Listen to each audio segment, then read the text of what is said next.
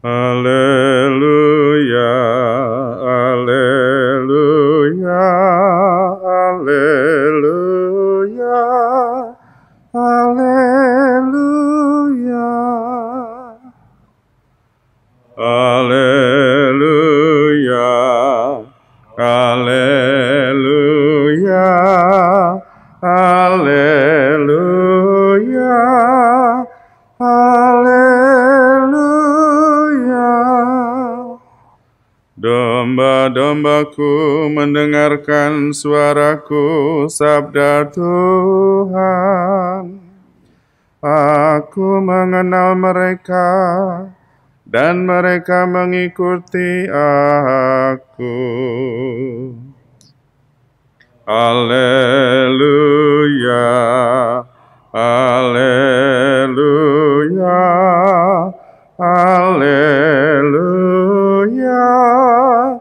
haleluya.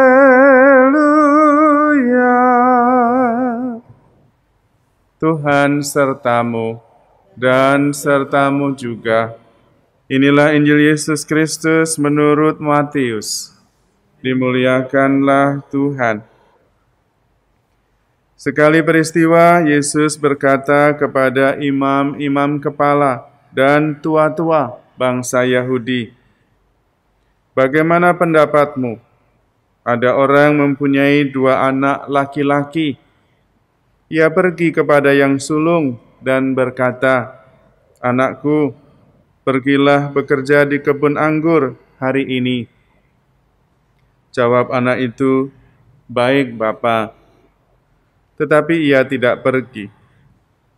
Lalu orang itu pergi kepada anak yang kedua dan berkata demikian juga. Dan anak itu menjawab, 'Tidak mau.' Tetapi kemudian ia menyesal, lalu pergi juga. Siapakah di antara kedua orang anak itu yang melakukan kehendak ayahnya?" Jawab mereka, "Yang terakhir." Maka berkatalah Yesus kepada mereka, "Aku berkata kepadamu, sesungguhnya pemungut-pemungut cukai dan para pelacur akan mendahului kamu masuk ke dalam kerajaan Allah. Sebab Yohanes datang untuk menunjukkan jalan kebenaran kepadamu, dan kamu tidak percaya kepadanya. Tetapi pemungut-pemungut cukai dan para pelacur percaya kepadanya. Dan meskipun melihatnya, kamu tidak menyesal, dan kamu tidak juga percaya kepadanya." Demikianlah Injil Tuhan. Terpujilah Kristus. Saudara-saudari terkasih, pertobatan menjadi sangat penting bagi para pengikut Kristus. Karena itu, baik Yohanes maupun Yesus menyerukan, "Bertobatlah, kerajaan Allah sudah dekat." Untuk masuk dalam kerajaan Allah perlu ada sikap pertobatan. Berubah itu mungkin, bertobat itu mungkin. Kita seringkali melihat saudara atau teman kita dan kemudian mengatakan, kayaknya tidak bisa berubah dia. Sungguh sedih kalau kita mendengar kata-kata itu, dia tidak bisa berubah. Sebetulnya perubahan itu bisa dan mungkin. Tetapi ada syaratnya. Syarat yang pertama adalah menyadari bahwa ada yang perlu diubah dalam diri kita. Kalau tidak sadar, ya tidak bisa berubah. Maka kesadaran bahwa saya belum sempurna, masih terus berusaha menuju kesempurnaan, karena itu perlu berubah, itu adalah sikap kerendahan hati.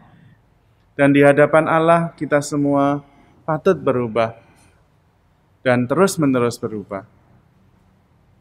Yang kedua, kita mohon rahmat Tuhan agar kita juga mempunyai kekuatan untuk bertobat, untuk berubah.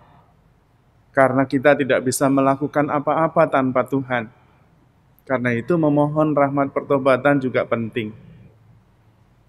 Yesus sendiri melihat dan mengatakan hal ini kepada orang tua-tua bangsa Israel yang merasa dirinya sudah baik, taat pada hukum, tetapi tanpa cinta kasih.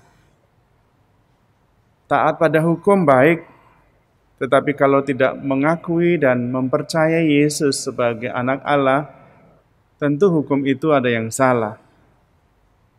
Karena itu mereka harusnya bertobat, namun tidak.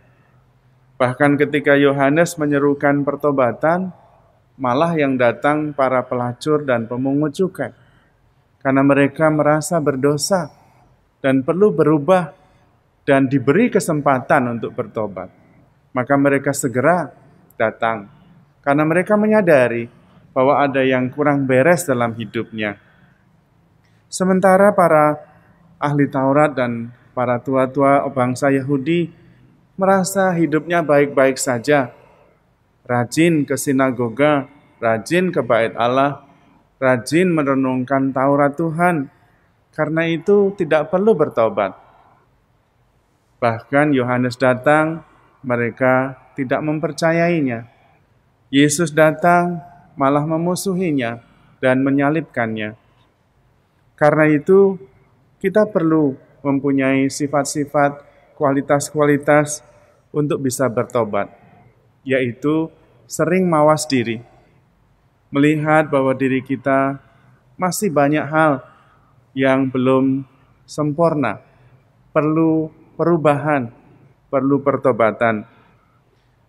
Yang kedua memang memohon rahmat Tuhan supaya memperoleh kekuatan, tetapi juga kepekaan bahwa dalam diri kita juga harus kita akui dengan rendah hati bahwa banyak segi yang masih perlu diperbaiki.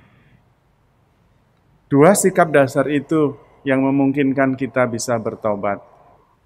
Dan pada akhirnya justru yang melaksanakan kehendak Bapa adalah orang yang bertobat, yang sungguh berubah, yang sungguh melaksanakan pertobatan itu dalam hidup yang nyata.